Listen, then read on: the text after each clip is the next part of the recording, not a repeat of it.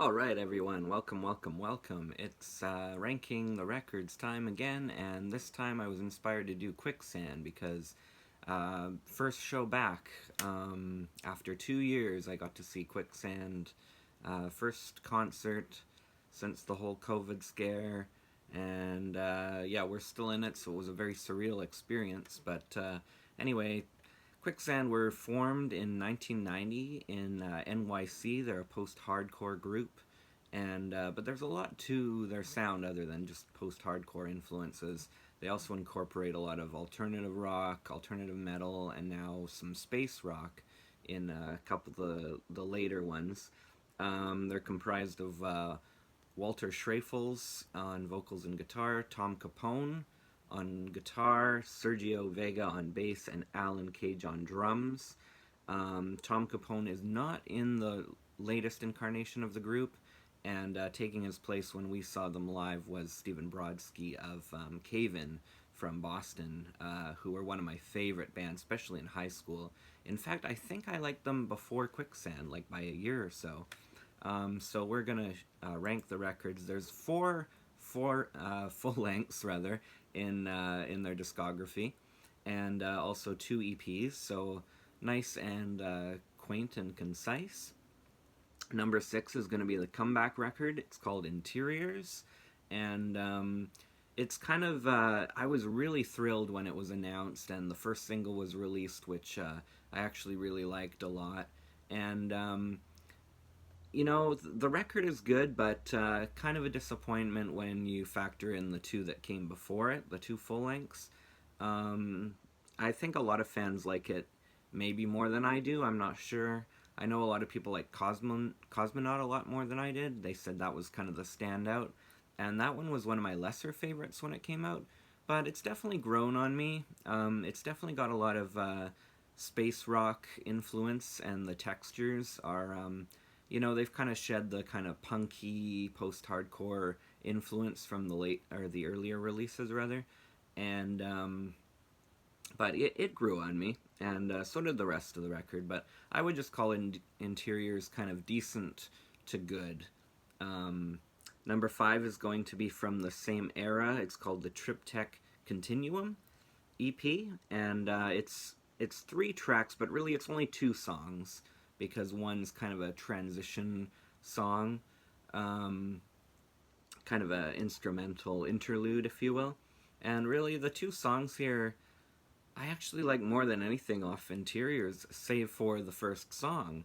Um, and yeah, I think it came out on like a record store day or something. It seemed kind of limited, so I would love to be able to pick that one up someday. Number four is going to be the new one, Distant Populations, and I gotta say, in addition to getting me hyped for the show prior to the show, like I think it came out in August. It was definitely one of my most listened to records this year. I don't think it's going to be in my top 10 of the year, but I really like it.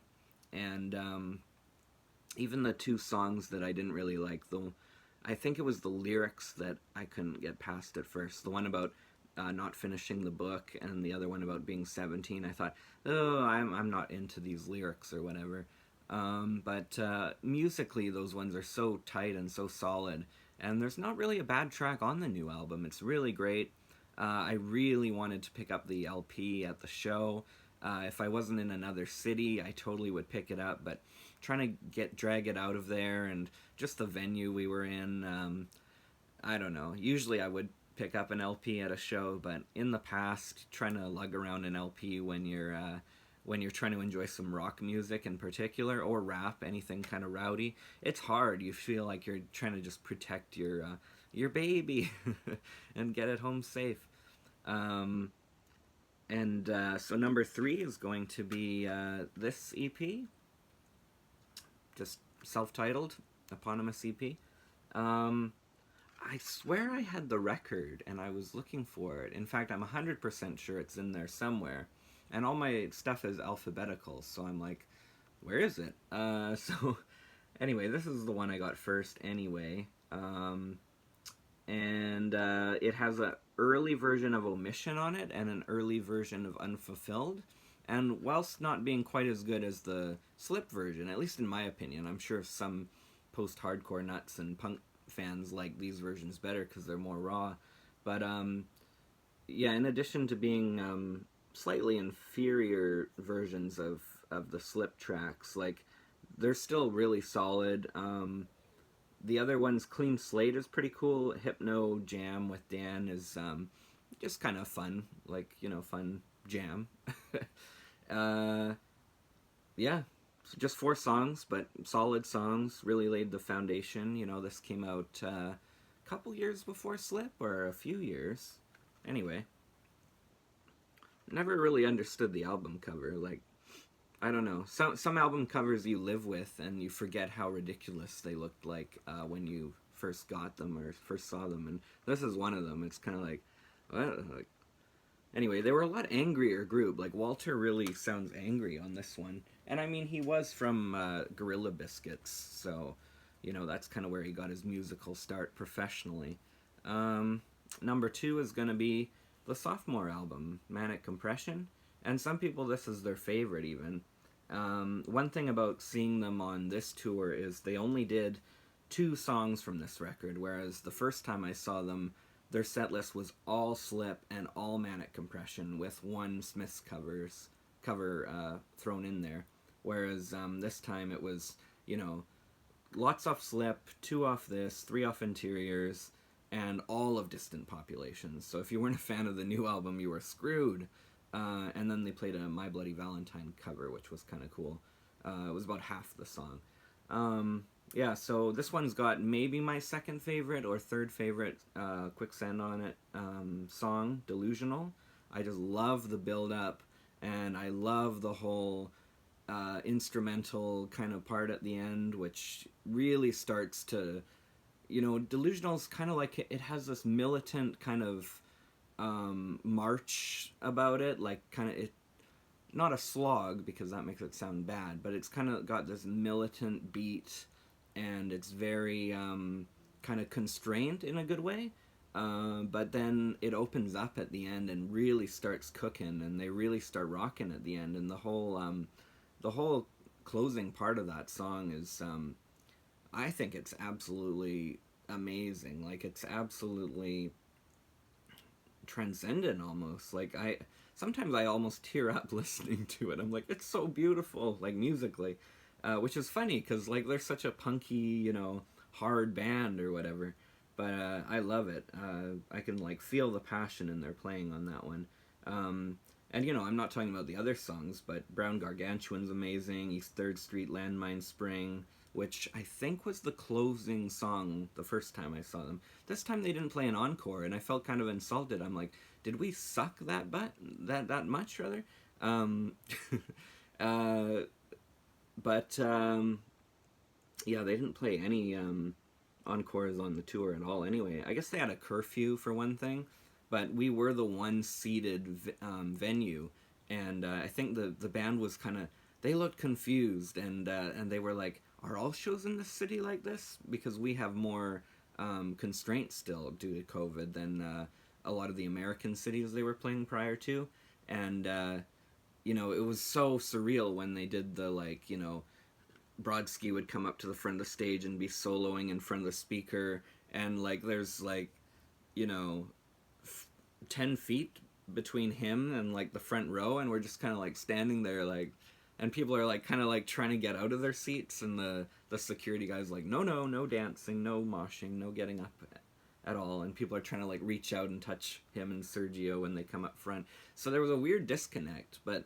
And the guy behind me was complaining a lot, but I was just so happy to be at a show at all, so, whatever.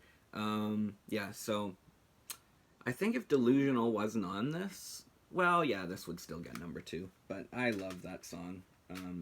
And then, no surprise to too many people, Slip is going to be the number 1 slot. And, Phasers, how I discovered these guys. Alexis on Fire were hosting a Much Loud thing where they got to, be the VJ and actually select what videos were going to be played that hour, which is really cool. And I knew a little bit about that band, but I didn't know anything about this band. And this was their first pick, was Phaser, the video for that. And from that opening riff, before Walter even, opened his mouth, I was like, oh my god, like, who are these guys? And I pretty sure I rushed out to A&B Sound, rest in peace A&B Sound, and bought a CD copy of Slip. And it became a classic right off the bat. Other than Delusional, I think this has all the band's best songs on it. Outside of Delusional, rather. Dying Alone is one of my favorites. That one just pummels. Freezing Process, that's a 5 out of 5 as well. Phaser, like I said, Head to Wall. Omission. Baphomet, the instrumental, is a really underrated one. And they teased that one. Brodsky was starting to play the intro like riff to it, and it sounded like it was gonna start getting there, like they were cooking, and then they just ended it. It was like at the tail end of one of the songs, and I'm like, oh no, like they should have played that one. And then as a bonus track, How Soon Is Now. So that's the Smiths cover. So yeah, amazing classic album. I assume if people are watching the video, they've heard at least this album. But if you haven't, I mean, go out and get it, or stream it at least. This is an absolute classic. So anyway, I'm going to venture out into the rain now, and thank you so much for watching. Got a couple more videos in the next week, so stay tuned for those. And, let me know your opinions on Quicksand. And rival schools if you want to. So, thanks so much, and we'll see you in the next one.